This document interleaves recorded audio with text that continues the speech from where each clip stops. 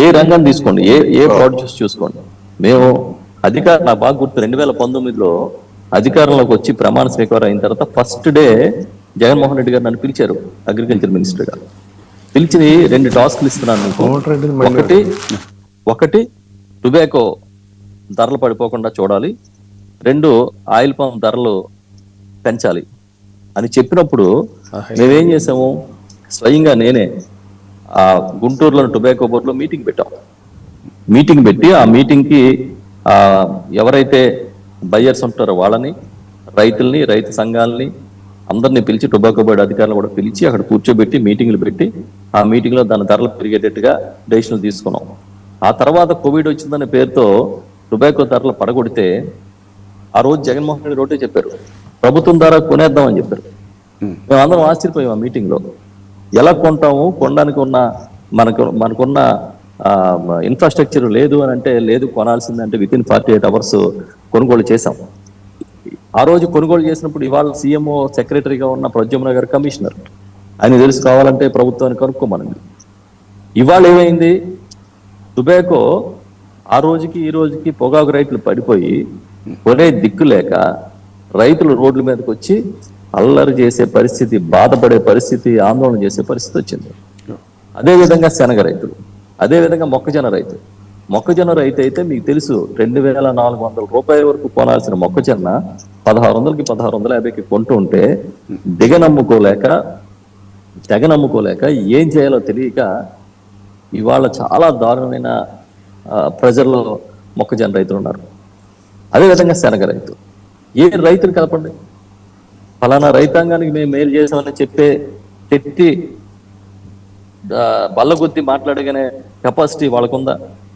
ఏది చెప్పినా ఒకటే ఆవు కాంపోజిషన్ లాగా మీరు ఏవి అడగండి జగన్మోహన్ రెడ్డి గారి వైపు వేలు పెట్టి చూపిస్తారు.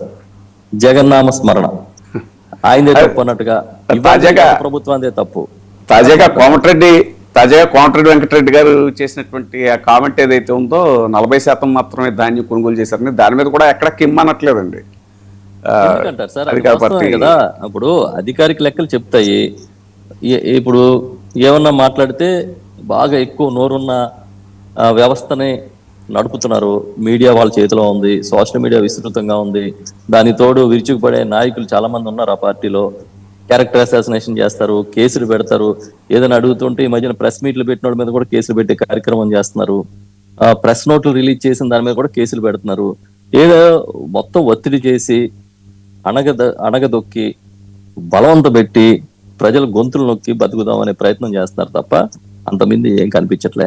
హలో లక్ష్మణ అని రైతులు బాధపడుతూ ఉంటే ఒక్క ప్రొడ్యూస్ కాదు, అన్ని రకాల పంటలు, రొయ్యలు, చేపలు మొదలు పెడితే, మీకు పౌల్ట్రీ ఫార్మర్స్ మొదలు పెడితే, ఉల్లి, టమాటా, అరటి రైతుల దాకా పలానా రైతుకి ఇవాళ గిట్టుబాటు ధర దొరుకుతోంది ఈ రాష్ట్రంలో, ఇవ ప్రభుత్వం ఇంటర్వెన్షన్ చేసి ఇది చేసిందని ఒక్కటి చూపించమనండి. ప్రభుత్వం ఇంటర్వెన్షన్ ఈ పంట విషయంలో ఇది చేసామని చెప్పమనండి.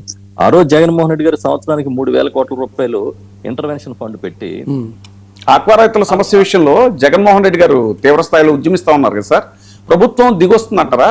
దాని కార్యాచరణ ఎలా ఉండొచ్చు అంటారు? ఈ రోజు 15వ తేదీన ఒక మీటింగ్ ఏదో ప్రభుత్వం పెడుతూ ఉంది బయ్యర్స్ తో. దీంట్లో డెసిషన్ ఫైనల్ తుది నిర్ణయం తీసుకుంటాం అని చెప్తున్నారు. ఒకవేళ కానీ అది తుది నిర్ణయం తీసుకుని రైతులు బాధపడని పరిస్థితి ఉంటే మేము కూడా బాధ్యతాయుతంగా ఉంటాం. లేదనుకుంటే ఖచ్చితంగా రైతుల పక్షాన బాధ్యత తీసుకుంటాం.